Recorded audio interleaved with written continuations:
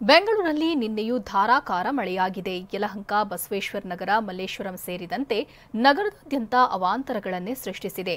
ಹಾಗಾದ್ರೆ ವರುಣಾರ್ಭಟ ಹೇಗಿತ್ತು ಅನ್ನೋದನ್ನ ನೋಡೋಣ. ಮಳೆ ರಗಳೆ ನ್ಯೂಸ್ ಟಾಪ್ 9ನಲ್ಲಿ. ಬೆಂಗಳೂರಿನಲ್ಲಿ ನಿನ್ನೆಯೂ ಧಾರಾಕಾರ ಮಳೆ ಸುರಿದಿದೆ. ಸಂಜೆಯಿಂದ ಶುರುವಾದ ವರುಣಾರ್ಭಟ ತಡರಾತ್ರಿವರೆಗೂ ಮುಂದುವರೆದಿತ್ತು. ಧಾರಾಕಾರ ಮಳೆಯಿಂದಾಗಿ ಹಲವೆಡೆ ಅವಾಂತರ ಸೃಷ್ಟಿಯಾಗಿತ್ತು. ಮೆಜೆಸ್ಟಿಕ್ ಸಂಪರ್ಕಿಸುವ ರಸ್ತೆಗಳಲ್ಲಿ ಟ್ರಾಫಿಕ್ ಜಾಮ್ ಉಂಟಾಗಿತ್ತು. ಇನ್ನು ಬಸವೇಶ್ವರ ನಗರದಲ್ಲಿ ವೃದ್ಧಾಶ್ರಮಕ್ಕೆ ಮಳೆ ನೀರು ನುಗ್ಗಿ 15ಕ್ಕೂ ಅಧಿಕ ವೃದ್ಧರು ಪರದಾಡಿದ್ರು. ಮಳೆ ನೀರು ಹೊರಹಾಕಲು ಸಿಬ್ಬಂದಿ ಹರಸಾಹಸ ಪಟ್ಟರು. ನಾವೀಗ ರಾಜಾಜಿನಗರದ 8 ಮೇನ್ ಬಿ ರಸ್ತೆಯಲ್ಲಿದ್ದೀವಿ. ಇಲ್ಲಿ ಇರ್ತಕ್ಕಂಥ ವೃದ್ಧಾಶ್ರಮ ಕೂಡ ಇದೆ. ಇಲ್ಲಿ ನೀರು ಕೂಡ ಈ ಒಂದು ವೃದ್ಧಾಶ್ರಮದಲ್ಲಿ ಸೇರಿರ್ತಕ್ಕಂಥದ್ದು ನಾವು ದೃಶ್ಯಗಳಲ್ಲೂ ನೋಡಬಹುದು. ನೀರನ್ನು ತೆಗಿತಕ್ಕಂತಹ ಕೆಲಸ ಮಾಡ್ತಿದ್ದಾರೆ. ಇಲ್ಲಿ ಸುಮಾರು 15-20ಕ್ಕೂ ಹೆಚ್ಚು ವೃದ್ಧರು ಇಲ್ಲಿ ಇರ್ತಕ್ಕಂಥದ್ದು. ಈ ಆಶ್ರಮದಲ್ಲಿ ಏನು ಅವರಿಗೂ ಕೂಡ ತೊಂದರೆ ಆಗ್ತಿದೆ. ಈಗ ನೀರನ್ನು ಕೂಡ ತೆಗಿತಾ ಇದ್ದಾರೆ.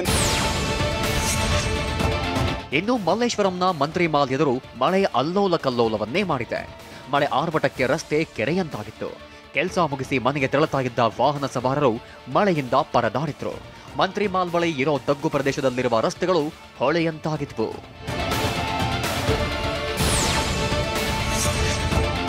ಯಲಹಂಕದ ಅಟ್ಟೂರಿನಲ್ಲಿ ಮಳೆಯೂ ಅಬ್ಬರಿಸಿದೆ. ಸತತ 2-3 ಗಂಟೆ ಸುರಿದ ಮಳೆಗೆ ಮನೆಗಳು ಜಲಾವೃತವಾಗಿದ್ವು. ಮನೆಗಳಲ್ಲಿನ ಗೃಹೋಪಯೋಗಿ ವಸ್ತುಗಳು ನೀರು ಪಾಲಾಗಿದ್ವು. ಮನೆಗಳಲ್ಲಿನ ನೀರನ್ನ ಹೊರಹಾಕಲು ಕುಟುಂಬದವರು ರಾತ್ರಿಯಿಡೀ ಜಾಗರಣೆ ಮಾಡಿದ್ರು. ಅಲ್ಲದೆ ರಾಜಕಾಲವೇ ಮುಚ್ಚಿರೋದೇ ಈ ಅವಾಂತರಕ್ಕೆ ಕಾರಣ ಅಂತ ಕಿಡಿಕಾರಿದ್ರು.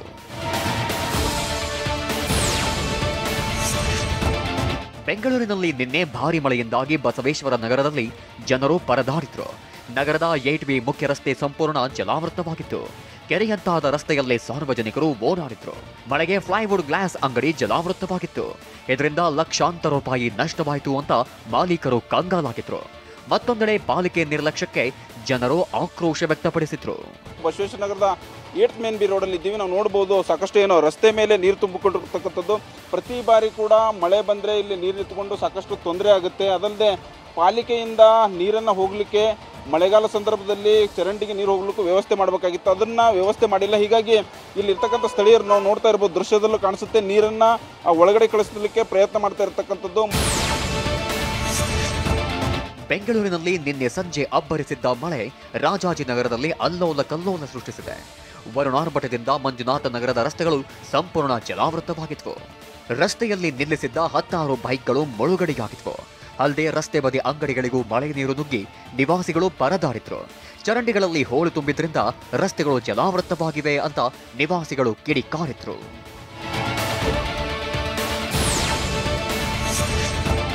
ಬೆಂಗಳೂರು ಗ್ರಾಮಾಂತರ ಜಿಲ್ಲೆಯ ನೆಲಮಂಗಲದಲ್ಲೂ ಧಾರಾಕಾರ ಮಳೆ ಸುರಿದಿದೆ. ಶೆಟ್ಟಿಹಳ್ಳಿ ಶ್ರೀದೇವಿ ಬಡಾವಣೆಯೇ ಜಲಾವೃತವಾಗಿತ್ತು. ಶ್ರೀದೇವಿ ಬಡಾವಣೆಯಲ್ಲಿ ಮನೆಗಳಿಗೆ ಮಳೆ ನೀರು ನುಗ್ಗಿತ್ತು. ಮಳೆ ನೀರನ್ನು ಹೊರಹಾಕಲು ಶೆಟ್ಟಿಹಳ್ಳಿ ಶ್ರೀದೇವಿ ಬಡಾವಣೆ ನಿವಾಸಿಗಳು ಪರದಾಡಿದ್ರು. ಮಳೆ ನೀರು ಹೋಗಲು ವ್ಯವಸ್ಥೆ ಮಾಡದ ಬಿಬಿಎಂಪಿ ವಿರುದ್ಧ ನಿವಾಸಿಗಳು ತೀವ್ರ ಆಕ್ರೋಶ ವ್ಯಕ್ತಪಡಿಸಿದ್ರು.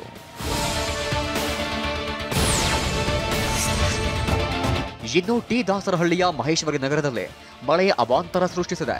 ತಗ್ಗು ಪ್ರದೇಶದ ಮನೆಗಳಿಗೆ ಮಳೆ ನೀರು ನುಗ್ಗಿತ್ತು. ಇದರಿಂದ ಗೃಹೋಪಯೋಗಿ ವಸ್ತುಗಳು ಸಂಪೂರ್ಣವಾಗಿ ನೀರು ಪಾಲಾಗಿದ್ವು. ದಿನಸಿ, ಬಟ್ಟೆ, ಬೀರು, ಸೋಫಾಗಳಿಗೂ ಹಾನಿಯಾಗಿತ್ತು. ಮನೆಗಳಲ್ಲಿನ ನೀರನ್ನ ಹೊರಹಾಕಲು ನಿವಾಸಿಗಳು ಪರದಾಡಿದ್ರು.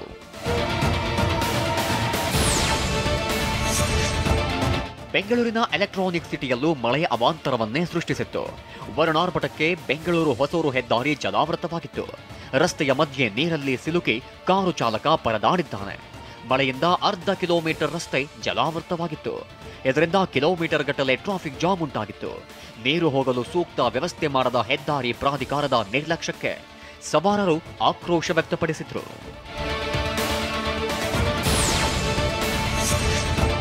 ಬೆಂಗಳೂರಿನ ಬೆನ್ನಿಪೇಟೆಯಲ್ಲೂ ಮಳೆ ಅಲ್ಲೋಲ ಕಲ್ಲೋಲ ಸೃಷ್ಟಿಸಿದೆ.